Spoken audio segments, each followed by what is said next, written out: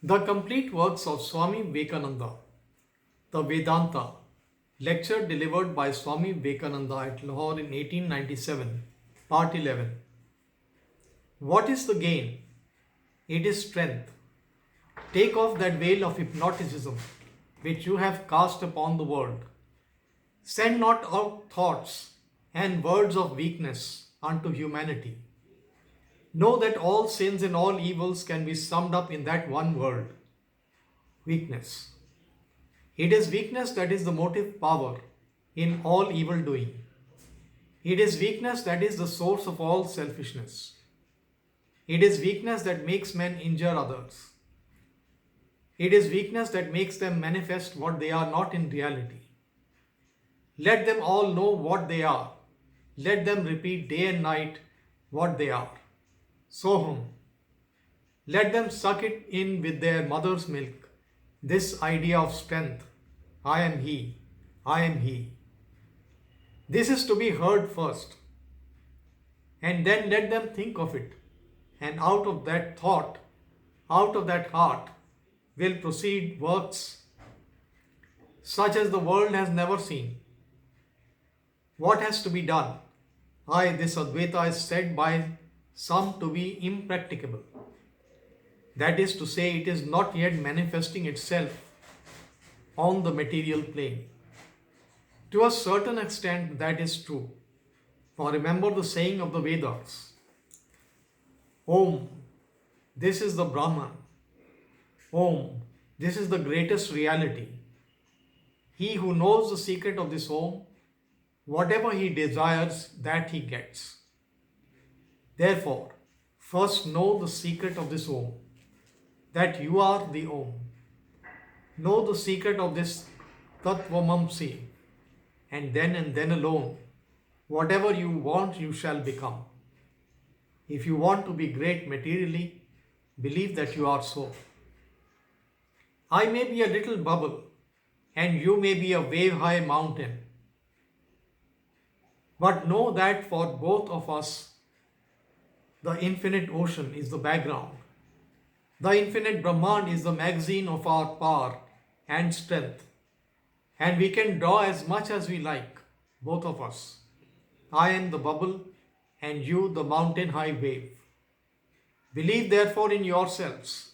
The secret of Advaita is believe in yourselves first, and then believing in anything else.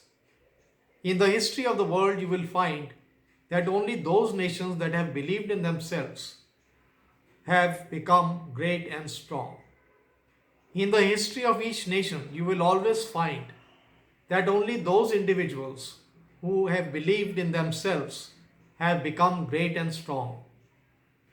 Here too in India came an Englishman who was only a clerk, and for want of funds and other reasons he twice tried to blow his brains out. And when he failed, he believed in himself. He believed that he was born to do great things, and that man became Lord Clive, the founder of the empire. If he had believed the Padres and gone crawling all his life, "Oh Lord, I am weak and I am low," where would he have been? In a lunatic asylum. You also are made lunatics by these evil teachings. I have seen all over the world the bad effects of these weak teachings of humility destroying the human race. Our children are brought up in this way. And is it a wonder that they become semi-lunatics? This is teaching on the practical side. Believe therefore in yourselves, and if you want material wealth, work it out. It will come to you. If you want to be intellectual, work it out on the intellectual plane. And intellectual giants you shall be. And if you want to attain to freedom, work it out on the spiritual plane, and free you shall be and shall enter into nirvana, the eternal bliss.